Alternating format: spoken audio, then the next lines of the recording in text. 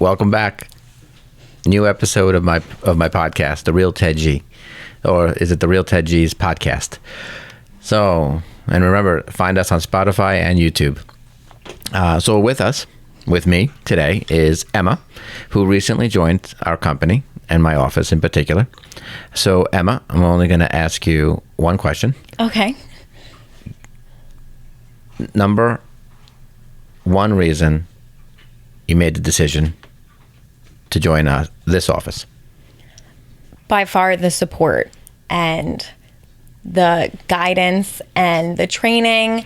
And I felt just very calm and relaxed here. Like I could make a mistake and it wouldn't be the end of the world, which means a lot to me because especially starting in real estate, there are going to be a lot of mistakes you make. And did I tell you my funny one-liner about that? No. Oh, I say it to all my new agents who they worry a lot. Yeah. And I do say, here's the good news. We're not doctors. No one's going to die. Exactly. So yes, I wasn't sure if I said that main one-liner there for you. So I'm only going to ask one more question. Okay. And then, actually, no, I'm not going to ask a question. I'm actually going to leave the questions up to you. Okay. You get the opportunity to just ask me a handful of questions as a brand new agent, new to the business, new to Coldwell Banker, new to perhaps even Pat Jog. Ask me your number one question right now.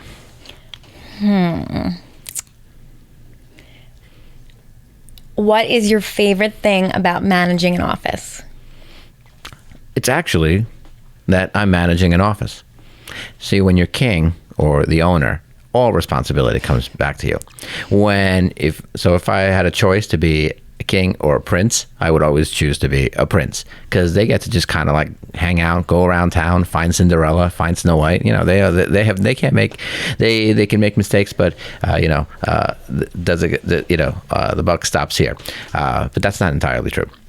My favorite part about managing the office is seeing it grow, seeing the agents grow, and the office grow, and also seeing like the real fun in like community that gets built and how every office can be so different and then how it evolves. We had a whole different group of agents in here maybe 5-7 years ago, and now it's starting like we have a similar magic that happened back in 2016, and now I'm feeling like a little bit of a similar magic. Oddly enough, both times it was during the transitioning market. So my favorite thing is about the show. I like seeing everything unfold. I like seeing everything, and I love knowing that 10 years from now, it'll be so amazing to see the start to finish, or so to speak. I find that very exciting too. It's also very cool being around a bunch of new agents. It's not like you're the only one who's learning the process. There are a lot of people doing it at the exact same time as you and supporting you through the whole thing. Nice. Yeah. Give me another question. Another question. Man, I should have thought about this. Well, I'll ask you a question. Okay. So you have your photo shoot tomorrow. I do have my photo shoot tomorrow. I believe like anything, whether it's a house or whether it's an individual agent, a photo shoot is really fun and really important because it sets the tone for your marketing pieces, everything. How do you feel about your photo shoot tomorrow? Are you nervous? I'm definitely a little nervous because I'm a person who never really likes pictures that's taken of them, but I'm also very excited. It's always the good-looking people that don't like pictures. I'm very excited to be able to have a business card with my face on it and start growing a brand where people, know who they're talking to, not just a name and a number on the makeshift cards I've been using. So I'm excited to start using them in my posts, look a little bit more professional, excited but nervous. Okay. Oh, that's so much fun. And that's something else that I like about life. I like about real estate. You're looking forward to you're looking forward to something so specific, and it's really cool. And the picture you'll have in your business card, and it'll be a wonderful looking business card. There's something that's going to be so unexpected that I feel everyone gets out of a photo shoot. It's a question of self-confidence. It's a question of a little poise, whether it's in front of a camera. And I think that's the magic of life, that you're looking forward to something very specific, but you're actually going to get so much more. And whether it's, you said business card, but I think what we're always going to focus on is the marketing pieces, and different, of course, posts and social media and everything that goes on there, but even marketing pieces, whether it's a magazine cover that we work on, or whether it's a flyer or a brochure. And that's the nice part about having a photo shoot, where you're going to have multiple different poses, multiple different looks. It's, you never know when we're going to use it. And when an agent comes back after their shoot, and we go through the photos that they chose, and they're all wonderful. You're going to one of the best photographers, and it's always interesting. I'll always pick out a photo, and I know exactly when or where I'm going to use it. Or sometimes I know I'm going to use it, I just don't have the right snapshot or the right opportunity to use it yet, and it will happen. I always can pick out a photo. I'll pick out yours when in a couple of weeks. Yeah, if you want to pick out mine for the magazine cover, I'd be very happy with that. Be good with that. Oh, what's the magazine cover going to be? Killer Teams? Well, what did you say to me when I had my broker interview that I loved so much? Do you remember? My postcard idea? It was that you breed fire-breathing dragons. Oh, I hope I said I created, but I don't know about breeding. Yes, I do have to say that, yes, I created several fire-breathing dragons, and the beauty of it was, there was like 4 of them at once. It was a fun time, and everything is just so amazing, so individual. That's the thing about real estate. Every house is individual, every agent is individual, and I'm looking forward to working together. Give me at least one question as a new agent about advice. How do you stay motivated in a rough market? Okay, that's a great question. Okay. Thank you. It's oddly enough, it's actually a great question, because I have the book right here. So a long time ago, I made all my agents read this book.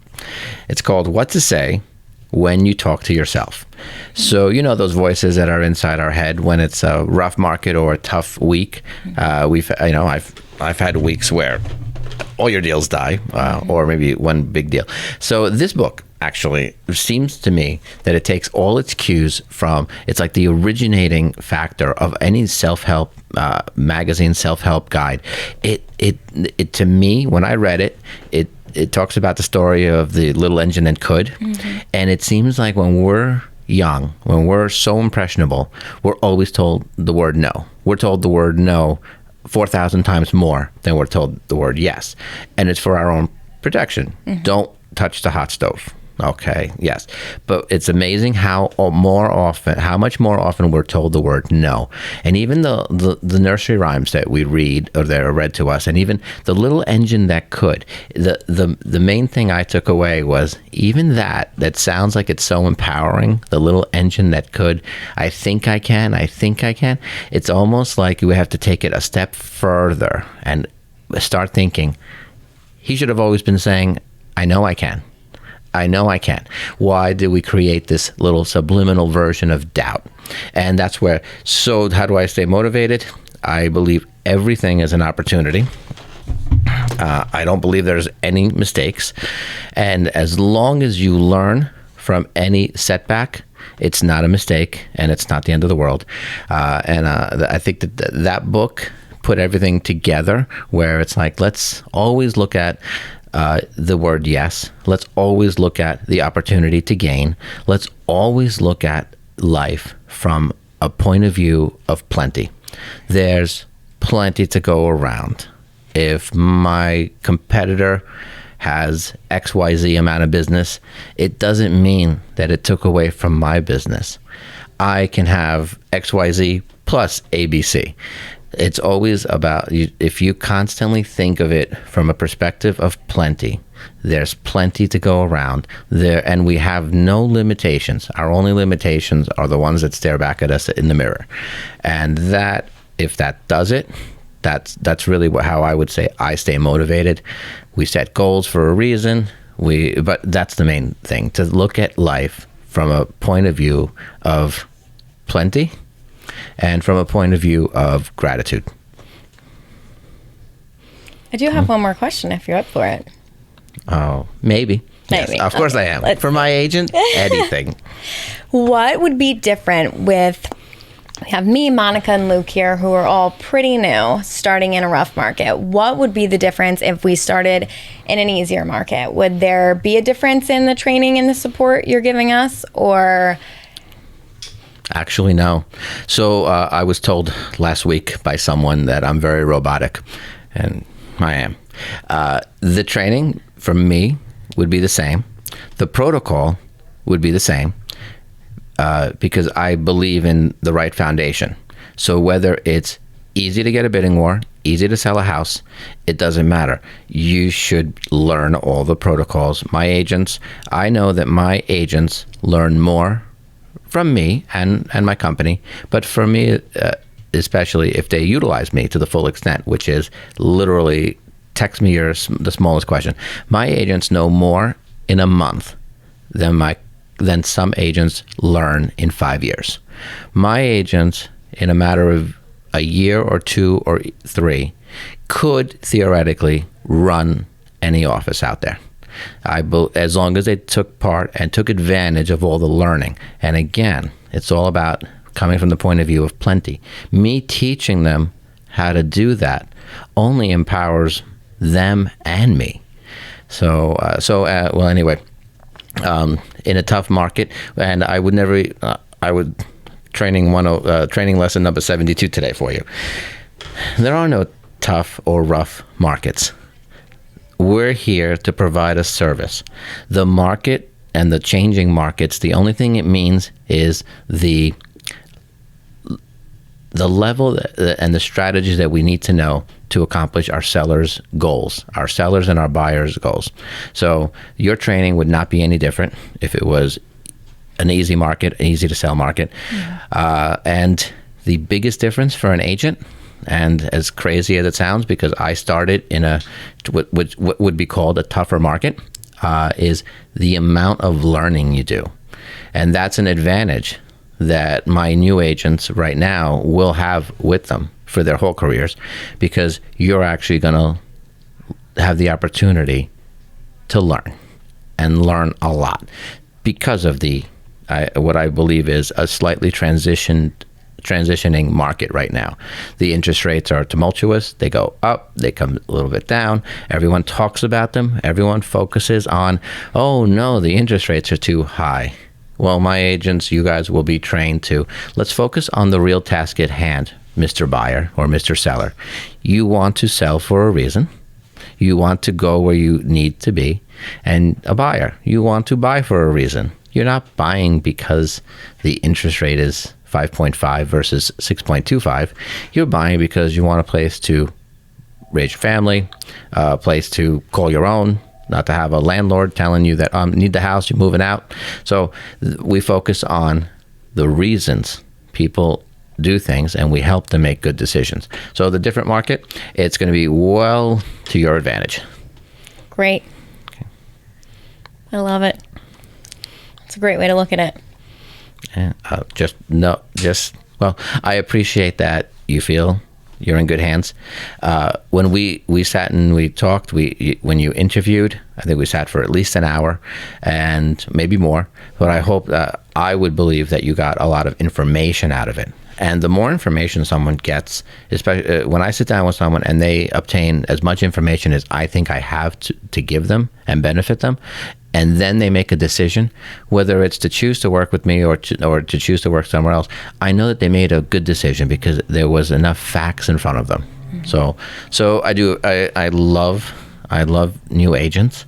I love not so new agents, but I do like the way I can't wait to see the future, and that's the only thing I don't have a crystal ball to be able to always see it, or I don't know. Have you seen my desk? No, I have not. Oh, okay. Is there a crystal ball on there? I have a crystal ball on my desk. Yes. Oh, that desk. Yeah. I haven't seen the crystal ball. I gotta go rub that. Yeah. Put some sales in my future. There may be some things wrong with that whole statement.